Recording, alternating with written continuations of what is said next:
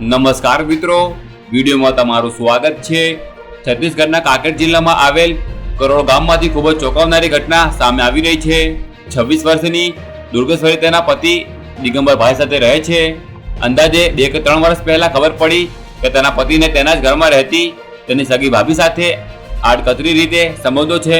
જ્યારે દુર્ગેશ્વરીએ આ બાબતની જાણ પોતાના પતિને કરી ત્યારે પતિ દિગંબરે જણાવ્યું કે આ તમામ બાબતો ખોટી છે, હું માત્ર તને જ પ્રેમ કરું છું। પરંતુ લાંબા સમય બાદ એકવાર દુર્ગેશ્વરી બપોરના સમયે બજારમાં સામાન ખરીદવા માટે ગઈ હતી, પરંતુ પૈસા ભરેલું પાકેટ સાથે લઈ જવાનું ભૂલી જતા તે પોતાના ઘરે પરત આવીને રૂમનો દરવાજો ખોલતાની સાથે જ તેણે જોયું કે બેડ ઉપર તેનો પતિ દિગંબર અને તેની ભાભી રંગલીલા મનાવતા હતા।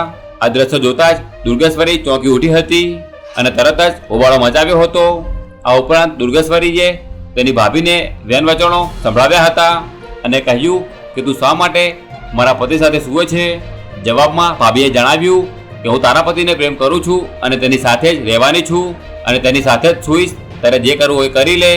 અને દુર્ગેશ્વરીને ઢોરમાર મારીને ઘરની બહાર કાઢી મૂકી હતી।